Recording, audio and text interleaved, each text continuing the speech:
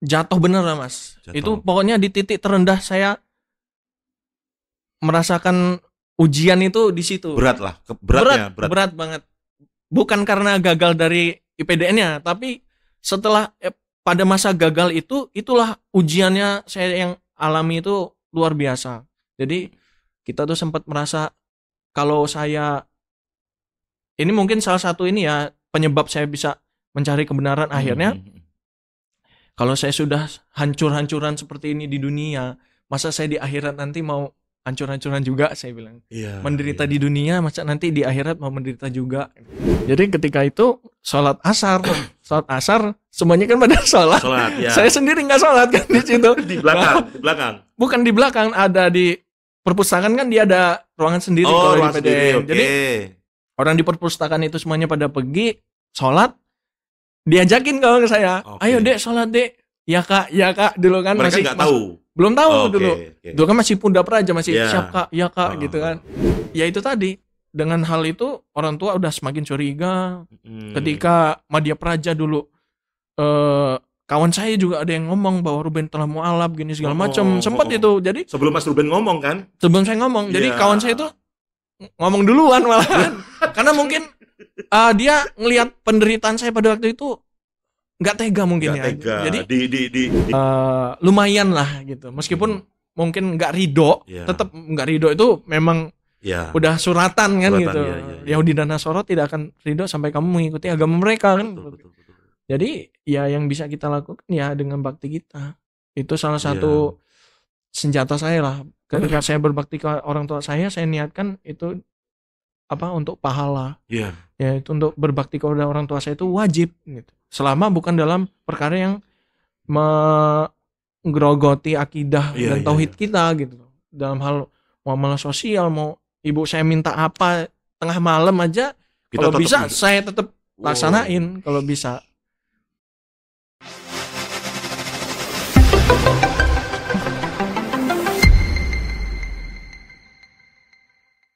Assalamualaikum warahmatullahi wabarakatuh. Waalaikumsalam warahmatullahi wabarakatuh. Saya nyebutnya Ustadz apa Akhi ini? Akhi aja. Kalau Ustadz itu terlalu ketinggian. Saya ini hanya manusia biasa. Oke, Akhi Ruben Nugroho.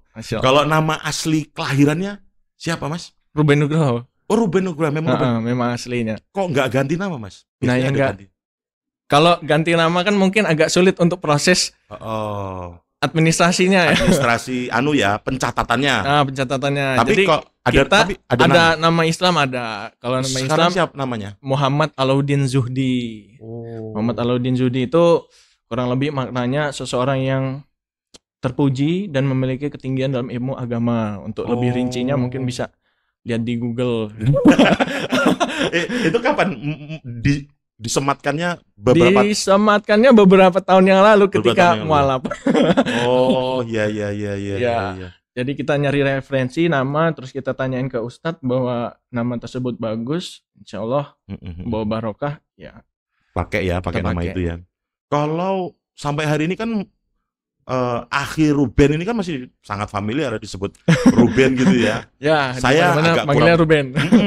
Saya agak kurang paham juga ya arti dari nama Ruben gitu. Tapi demi Allah saya nggak tahu nama Ruben itu maknanya apa. Iya. Gitu. Apakah masih ada makna Kristen gitu di dalamnya itu? Sebenarnya untuk makna Ruben itu nama dari anak pertama Nabi Yakub alaihissalam. Jadi kalau di Islam itu namanya Rubin. Diambil kenapa dia karena beliau itu anak pertama. Kebetulan saya ini anak pertama juga. Jadi karena ngambil dari referensi itu anak pertama, ya dipakailah itu. Bukankah Mas Ruben ini anak pertama dan satu-satunya? Ya. Jadi nggak ada yang kedua kan? Nggak ada yang kedua. Ya, jadi hanya satu-satunya aman gitu ya, Ruben. Baik, sebelum ini Mas Ruben, sebelum kita ngobrol ke substansinya, Mas Ruben ini kan adalah salah satu pegawai negeri lah, saya sebut gitu. Terus mengenyam pendidikan di salah satu sekolah pemerintah ya. Sekolah pemerintah gitu kan, yang sekarang sudah aktif sebagai pegawai negeri gitu. Sudah berapa tahun, Mas? Kemarin ngitung udah 3 tahun 9 bulan. Mau 4 tahun berarti jalannya. Hampir 4 tahun. 4 tahun, jalan 4 tahun. Jadi Mas Ruben ini adalah seorang, atau Akhi Ruben ini adalah seorang mu'alaf. Seorang mu'alaf yang sebelumnya adalah agamanya Nasrani, Nasrani, Protestan. Kristen Protestan. Ya. Kapan Mas Ruben ada katakanlah ketertarikan gitu untuk kepoin tuh agama yang sekarang dipeluk, yaitu agama Islam. Kapan waktu apakah dari mulai SD atau SMP atau kapan gitu mulai ada ketertarikan ke sana gitu? Bisa diceritain nggak, Mas? Untuk ketertarikan sendiri kita itu merasa ketika sebelum masuk IPDN sebenarnya.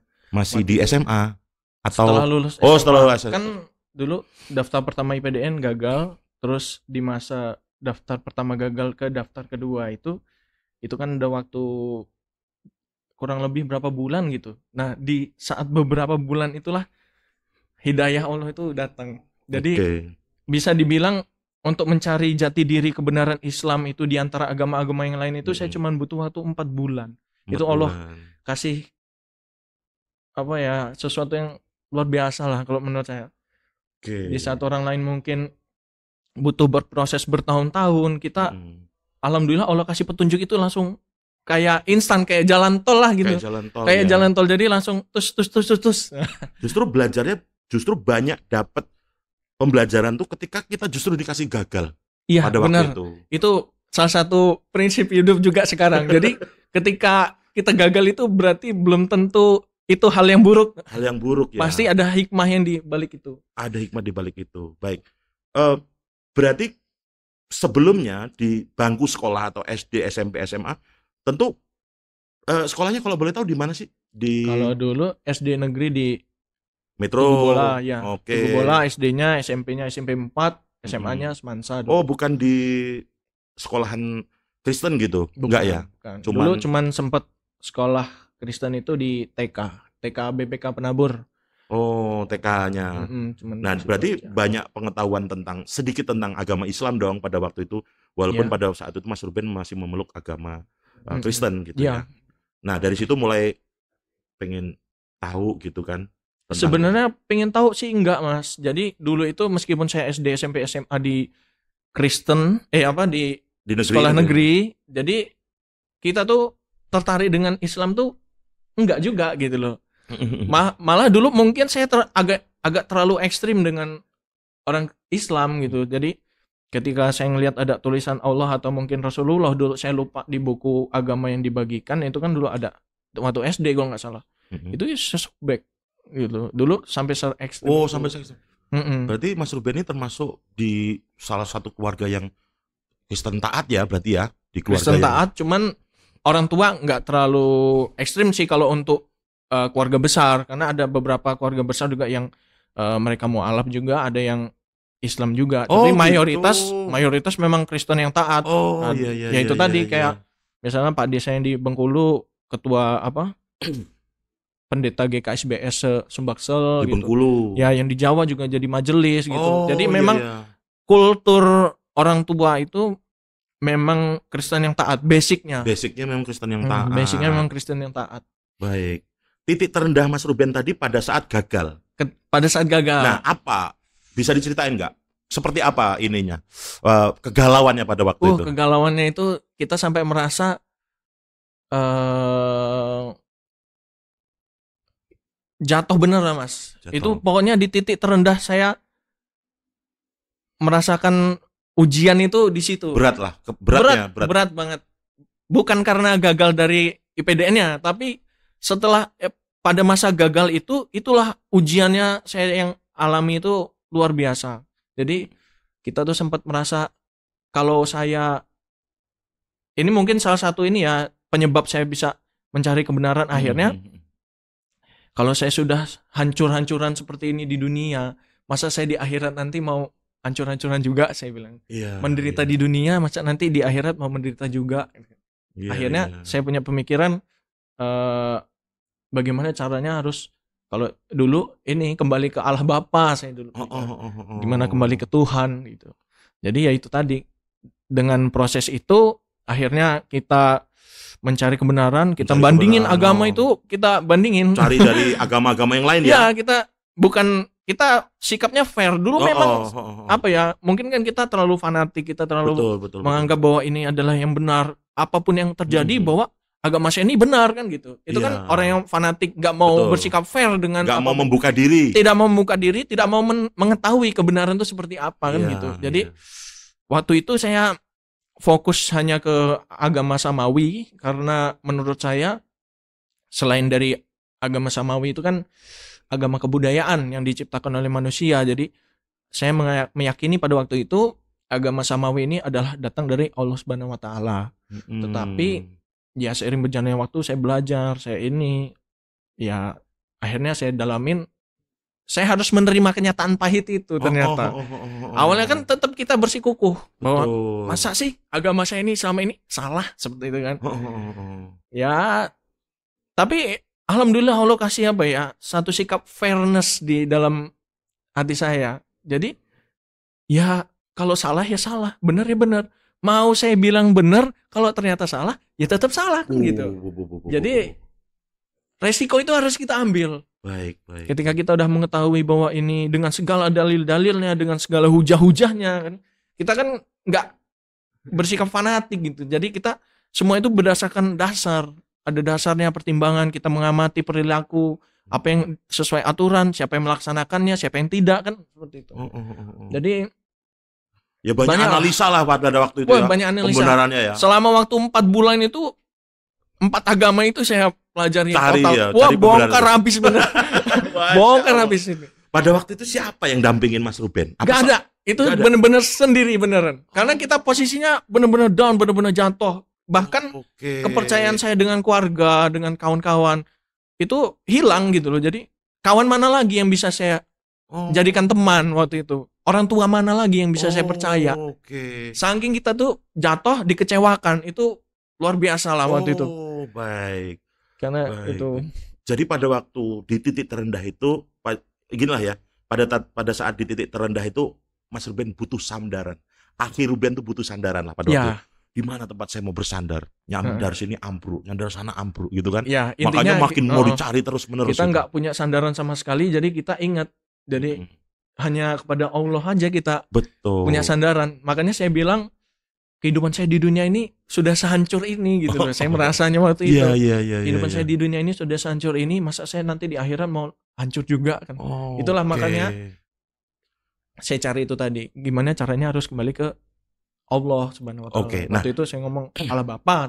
Nah, kan kemudian sudah banyak referensi, ya kan? Terus kemudian mendaftar lagi dong. Kan tadi gagal. Ya. Nah, terus hancur nih. Hancur. Terus nyari banyak referensi untuk tempat kita bersandar tadi. Iya. Terus daftar lagi dong. Daftar lagi yang kedua dan alhamdulillah masuk. Diterima. Nah, pada waktu di kampus ya, saya nyebutnya apa sih? Di kampus apa?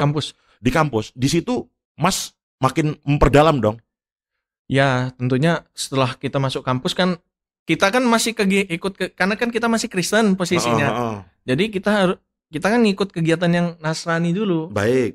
Jadi kita ke gereja, tapi di hati itu sudah bertolak belakang. Sebelum kita masuk itu kita sudah yakin Islam. Ya, sudah ada katakanlah 80% lah ya. Apa udah 100%? Udah 90% malah. Udah 90%. Udah maksudnya untuk kemungkinan kembali lagi itu sepertinya tidak mungkin karena saya akan mencari dengan hujah, dengan dalil, dengan bukti gitu loh. Tadi tidak ada yang meragukan gitu loh di Islam itu. Jadi ketika saya belum masuk Islam itu ya itu tadi, saya meskipun saya ikut ibadah di gereja, kalau dulu ada istilahnya anak atas anak bawah. Anak atas itu Nasrani, terus Hindu, Buddha. Kalau anak bawah itu kan Islam. Ya jadi pada waktu itu meskipun saya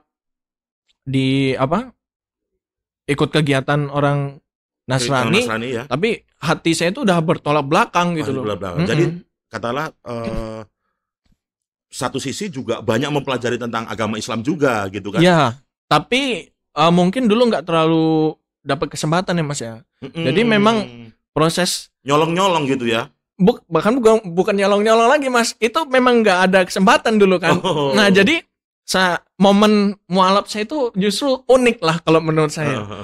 Jadi kan itu pertama kalinya saya datang ke masjid dan langsung mualaf. Jadi sebelumnya belum pernah ke masjid. Belum ke masjid. Oke. Ada waktu di PDN, jadi ketika kita waktu itu kalau nggak salah asar, kalau nggak salah tanggal 16 November 2016. Masya Allah. Masih ingat 16 November 2016. Waktu itu asar, kita kan pada waktu itu sering diskusi lah sama kawan sebelah bed gitu kan. Yeah. Maulah sekali-sekali main ke bawah gitu loh. Itu memang udah agak muncak juga sih karena kita udah nggak kuat lah. Bertolak belakang gitu loh. Apa saya nggak bisa ikut di atas lagi gitu loh. Saya harus ke bawah. Di situ saya main ke perpustakaan juga, di masjid itu kan ada perpustakaannya. Jadi ketika itu sholat asar semuanya kan pada sholat.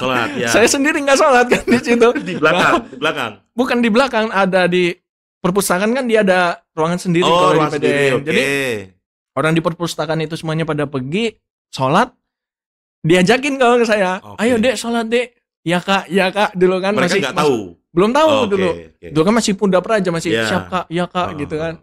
Jadi ketika mereka pulang dari sholat, selesai sholat, masuk ke perpus lagi itu, mereka langsung kayak geruduk gitu kan, langsung nginvestigasi lah intinya langsung. Iya. Kamu ngapain kesini? Kok kamu nggak sholat gini-gini? Saya Nasrani kak, gini loh.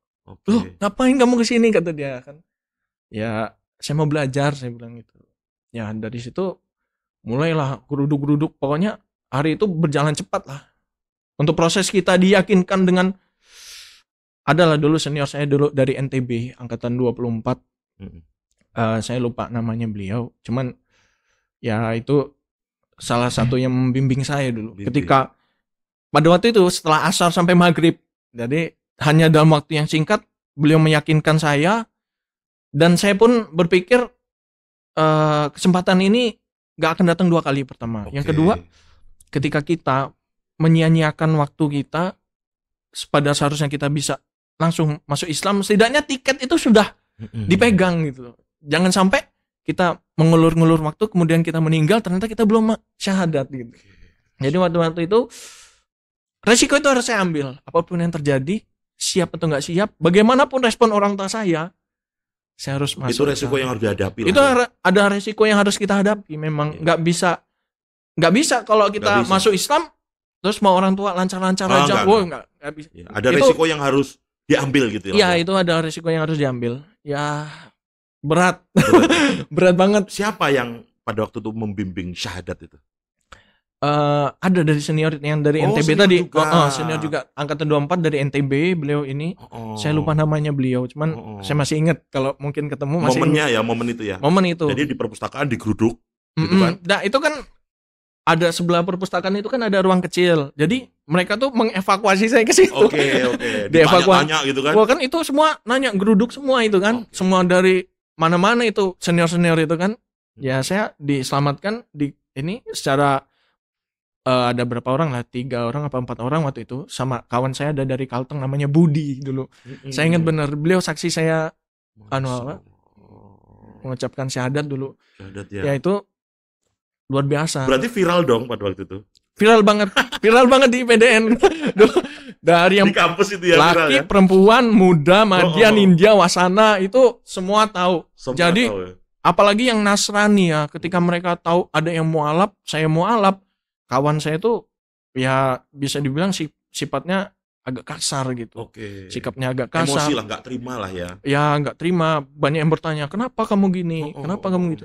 Bahkan dulu senior itu ada yang sampai datengin ke barak, nyari Ruben di mana, gitu.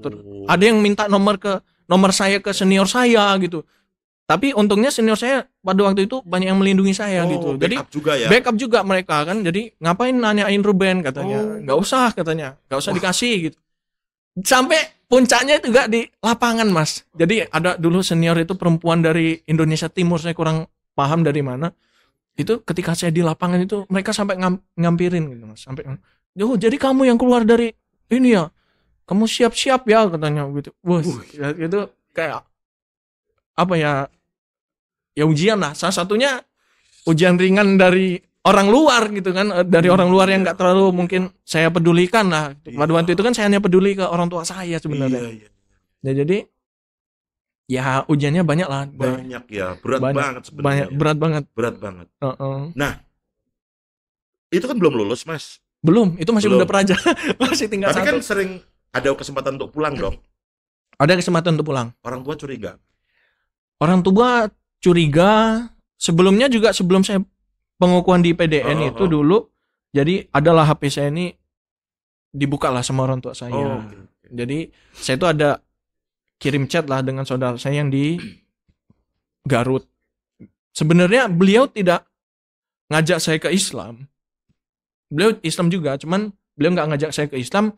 Beliau hanya nanya dan saya lebih tahu tentang hal itu. Iya, Tentang iya. sesuatu di Islam itu saya lebih tahu. Lebih tahu. Makanya saudara saya ini penasaran gitu loh. Jadi ya seperti itu. Nah, orang tua saya ini salah menyangka dulu. Salah menyangka bahwa saudara saya yang di Garut ini mempengaruhi lah segala macam. Jadi dari orang tua saya itu benci dengan Keluarga di Garut. Padahal ya itu tadi, dia hanya nanya dan saya jawab, kebetulan saya lebih tahu. Jadi ya itu tadi, dengan hal itu orang tua udah semakin curiga. Ketika Madya Praja dulu, kawan saya juga ada yang ngomong bahwa Ruben telah mualaf gini segala macam. Sempat itu. Jadi sebelum Mas Ruben ngomong kan? sebelum saya ngomong, jadi Iya. kawan saya itu ngomong duluan malahan. Karena mungkin dia ngelihat penderitaan saya pada waktu itu nggak tega mungkin. Nggak tega. Jadi Di barak ya, di kampus ya. bukan di kampus, Mas. Kalau di sini kan pas cuti. Oh, pas cuti. Oke. Jadi kawan saya itu bukan praja waktu itu. Iya. Cuman kawan main. Karena saya sering main dengan beliau mungkin tahu gimana penderitaan saya pada waktu itu. Beliau akhirnya putusin. Beliau ngomong sendiri waktu itu ke rumah. Itu orang tua saya katanya jatuh pingsan, ini ngerung-ngerung gitulah, emang nggak terima anaknya udah masuk Islam kan dulu. Ya saya nggak berani pulang waktu itu, Mas, sampai malam Ya gitu. Allah. Saya nunggu apa yang mau saya omongin ke orang tua. Oke. Nah, udah ketika masuk itu ujian dari orang tua tuh luar biasa berat, Mas. Bertahun-tahun itu saya rasakan, Mas. Iya. Dari saya Madya, mungkin dari muda lah, saya dari muda Madya sampai puncaknya itu ketika saya lulus, ketika ayah saya meninggal 2021 itu baru seperti beban itu terangkat.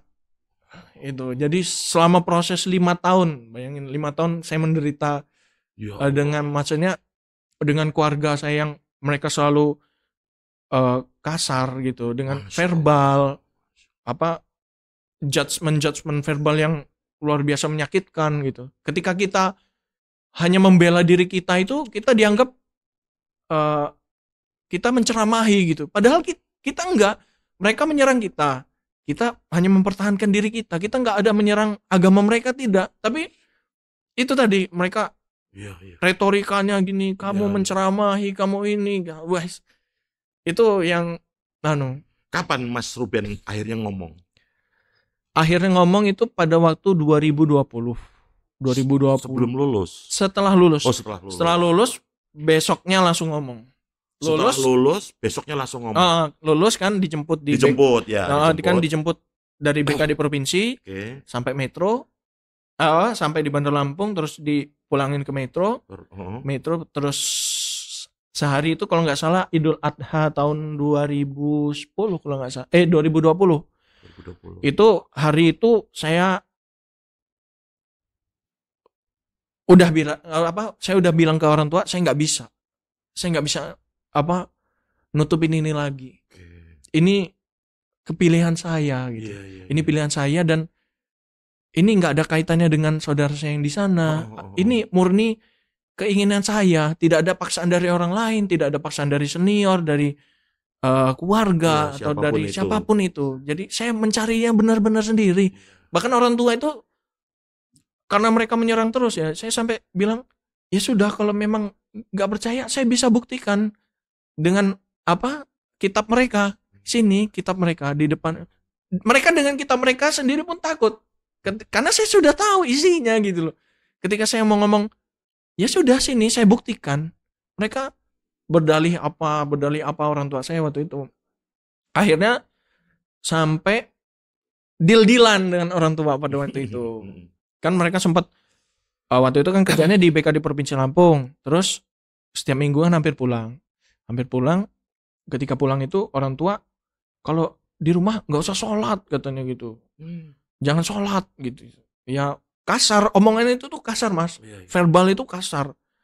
Ya kita namanya orang tua kan, kita nggak bisa itu tetap bakti kita. Mas Ruben harus tetap menjadi seorang anak bagi orang tua. Iya itu. Ya, jadi akhirnya sampai deal-dealan, akhirnya orang tua manggil saya. Dikasih pilihan pada waktu itu. Jadi kamu memilih keluarga atau memilih Islam itu. Jadi dikasih 2 pilihan, milih keluarga atau milih Islam. Saya berpikir mereka menawarkan kalau pilih keluarga, semua harta, rumah, tanah, mobil, semuanya langsung hari ini dibalik namakan atas nama kamu pada waktu itu. Tapi saya berpikir pada waktu itu, mungkin harga itu nilainya berapa M saya nggak tahu. Ya Allah, ya. Cuman saya dalam hati saya, ketika saya mungkin katakan iya, kata saya kembali keluarga, saya dapatkan harta itu, saya keluar dari rumah saya meninggal, saya mati dalam keadaan kafir. Guna harta itu apa? Kata saya. Harta itu nggak akan berguna lagi ketika saya sudah kehilangan tiket saya tadi. Jadi ya namanya itu mungkin ujian juga ya mas ya. Jadi ada ujian, diuji dengan lisan verbal yang kasar tadi, dengan ujian harta. Jadi ya saya bilang saya tetap pilih Islam meskipun saya tidak mendapatkan spesial pun dari harta warisan ataupun apapun yang dari orang tua gitu. Jadi saya ya sudah gitu loh, saya pilih, mending saya memilih tiket ini gitu. Tiket ini lebih penting karena saya nggak tahu kapan saya harus saya ditakdirkan untuk mati gitu. Saya nggak tahu kapan saya mati, tiket ini yang paling penting gitu. Ya jadi seiring berjalannya waktu, orang tua masih tetap terus menyerang dengan verbal. Saya tuh ketika saya pulang dari misalnya dari BKD provinsi dulu, Sabtu Minggu kan hampir pulang, terus pulang, terus di rumah itu kita tidak tidak merasakan nyaman, meskipun itu orang tua kita, karena full ketika kita di rumah orang tua melarang kita sholat, verbalnya kasar, nyerang Islam gitu, maksudnya tuh Islam teroris seperti ini gini-gini, ya berita miring gini, dan kebetulan saya bisa menjawab gitu. Kita bisa jawab, itu bukan ini nggak seperti itu, Islam itu nggak seperti itu, mengajarkan seperti ini. Ketika kita membela diri kita itu kita dianggap menyeramahi orang tua, itu yang kadang kesel gitu. Kesel bener kadang, sampai mungkin beberapa waktu itu adalah mungkin kita jalan dengan orang tua waktu itu ke Tanggamus kalau nggak salah. Jadi ketika di selama perjalanan itu dibayangin dong 3 jam itu judgementnya kuat banget. Itu Islam gini, itu kami itu menyimpang gini. Kasar mas, omongannya tuh kasar gitu loh. Orang apalagi bapak saya gitu loh pada waktu itu, kasar omongannya. Tapi ketika semua itu bisa kita bantah dengan hujah, dengan bukti. Bahkan saya tuh ngambil hujahnya dengan kitab mereka sendiri. Itu yang membuat mereka terdiam. Mereka tidak bisa membalas karena itu ada di kitab mereka sendiri, yang mereka pun mengingkari gitu loh istilahnya. Apa yang ada di kitab mereka sendiri mereka nggak tahu, mereka nggak ini. Ya itu saya sampaikan gitu. Mereka sampai terdiam, sampai nggak bisa membalas gitu. Ya akhirnya berdalih, ya orang tua kan ini menasihati anak-anak, ketika sudah mentok itu pasti alasannya seperti itu.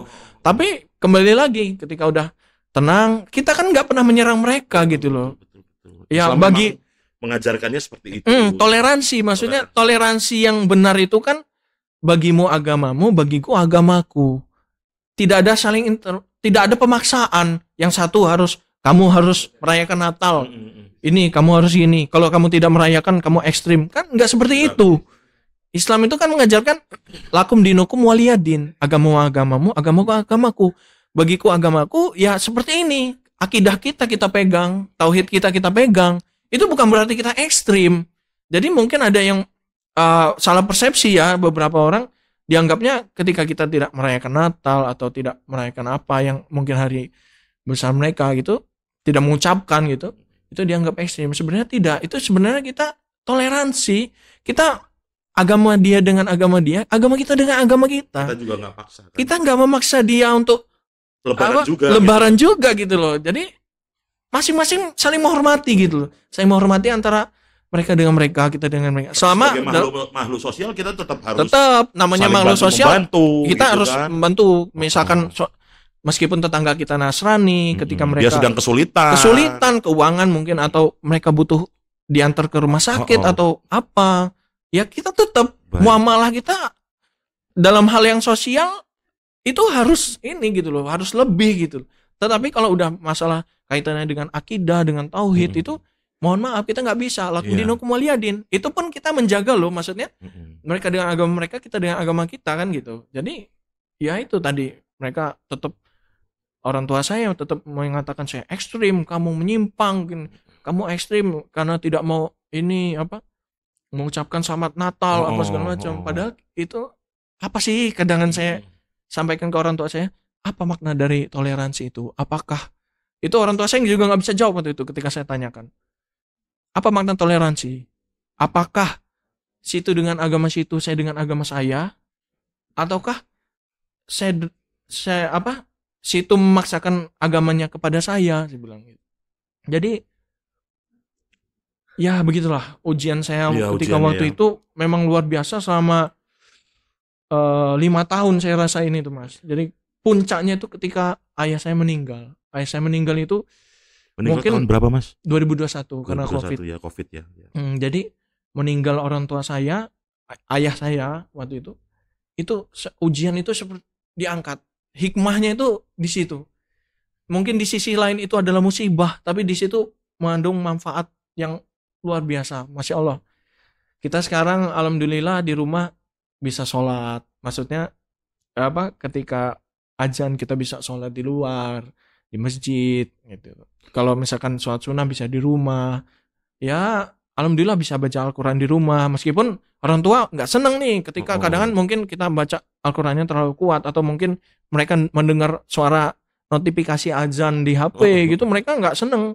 Tetap masih, ibu saya masih nggak seneng itu. Tapi kita bersifat hikmah gitu. Kita ketika mereka nggak seneng, kita tetap baca tapi kita pelan gitu ya. Muamalah kita lah. Tapi kita. Ibu sekarang lambat laun sekarang sudah jauh lebih baik ya. Alhamdulillah jauh lebih baik, Mas. Jauh lebih baik ya. Jauh lebih baik. Jauh ya, sudah ikhlas gitu lebih. Ada keikhlasan itu mereka apa, orang tua saya, ibu saya tuh tampakkan itu lumayan lah gitu. Meskipun mungkin nggak ridho, tetap nggak ridho itu memang udah suratan kan gitu. Yahudi dan Nasara tidak akan ridho sampai kamu mengikuti agama mereka kan. Betul. Jadi ya yang bisa kita lakukan ya dengan bakti kita. Itu salah satu senjata saya lah. Ketika saya berbakti ke orang tua saya niatkan itu apa, untuk pahala. Ya itu untuk berbakti kepada orang tua saya itu wajib gitu. Selama bukan dalam perkara yang menggerogoti akidah dan tauhid kita gitu. Dalam hal muamalah sosial, mau ibu saya minta apa tengah malam aja, kalau bisa saya tetap laksanain kalau bisa. Ya karena itu tadi gitu. Kita ada konsekuensi, kita nggak bisa dalam hal perkara akidah dan tauhid. Perkara ini yang harus kita utamakan gitu. Mas, selama kurun waktu 5 tahun namanya, pernah nggak akhirnya kemudian Mas Ruben tuh kayak nggak kuat gitu kan, yang mungkin akhirnya meledak gitu?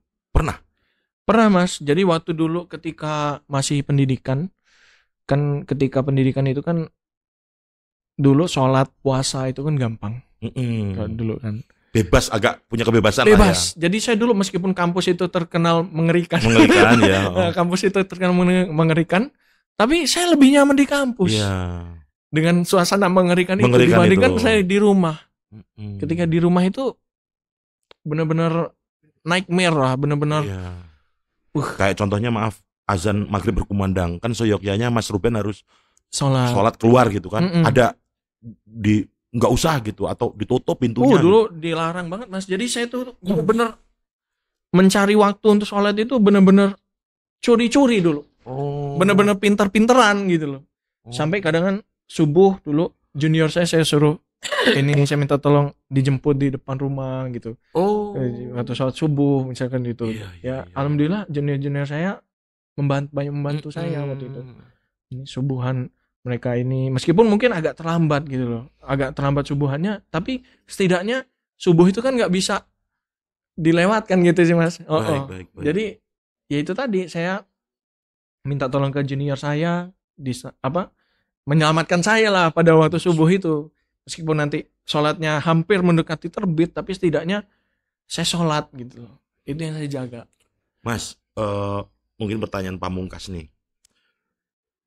Mungkin Mas Ruben ini mungkin satu di antara mungkin ribuan orang di luar sana yang sedang berjuang lah ya, berjuang yang diambang keputusasaan, dilematik. Iya. Sementara ada apa yang harus dilewati walaupun berat. Mungkin pengalamannya bisa di-share tuh, kita harus bagaimana gitu. Bisa dibagiin coba. Ya, untuk kawan-kawan yang mungkin lihat video ini yang masih berjuang di luar sana dengan keluarga gitu. Cepat atau lambat semua itu pasti akan ketahuan. Tinggal persiapkan diri kita, siapkan mental kita. Ketika momen itu datang, ketika momen itu tiba-tiba menghampiri, apa yang mau kita katakan? Itu sesuatu yang harus kita lewatin. Gak bisa kita menghindar terus. Itu gak bisa. Itu sesuatu yang memang suratan dari Allah memang harus kita lalui gitu. Dan itu berat. Tapi setelah itu insya Allah ketika kita udah sampaikan, terus itu berat banget. Kita tuh nunggu momen itu sampai bertahun-tahun loh kita. Gitu. Saya menunggu momen untuk nyampaikan itu butuh waktu belajar agama banyak, butuh kesiapan mental. Apa yang harus saya sampaikan ke orang tua, terutama ketidaktegaan kita ke orang tua. Betul. Apalagi respon mereka tahu kita mualaf gitu, mereka gerung-gerung atau apa gitu, menangis. Ini luar biasa itu luar biasa itu hati seorang anak itu pasti tersayat-sayat gitu. Betul. Itu yang harus kita lalui, mau nggak mau. Dan kita harus meyakinkan bahwa pilihan kita ini baik gitu loh. Kita bukan mengubah pikiran orang bahwa ini ya Islam itu baik segala macam, tapi memang inilah gitu loh. Dengan segala hujahnya, dengan segala dalilnya, dengan segala bukti-buktinya. Ketika mereka mau fair dan terbuka, itu mereka pasti akan menemukan bahwa itulah adalah kebenaran yang sejati. Nah itulah, itu adalah hal yang berat yang memang harus dilaluin. Cepat atau lambat harus siap. Gitu. Harus siap. Pokoknya intinya yang punya pengalaman yang sama, ya kan? Cari ilmu sebanyak-banyaknya juga. Sebanyak-banyaknya juga agar sehingganya kalian teman-teman di luar sana mantap lah. Mantap dalam mengambil keputusan ini gitu kan.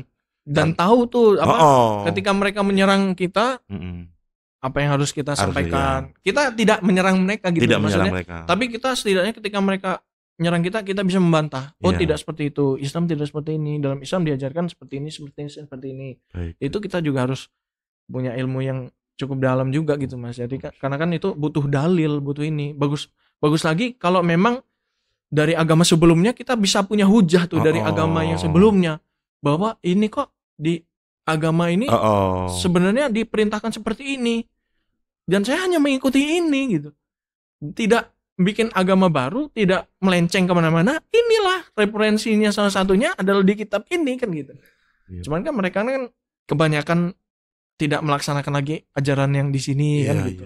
Jadi harus punya strategi juga. Tidak asal keras, kasar itu tidak. Tapi penyampaian harus gimana kita ke orang tua utamanya kan kita tetap lemah lembut.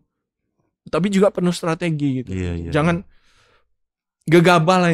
Jangan gegabah. Tentu Mas Ruben juga atau Akhi Ruben ini juga mencari referensi juga dari Islam tentang keikhlasan, tentang kesabaran, tentang kekuatan hati, ya kan?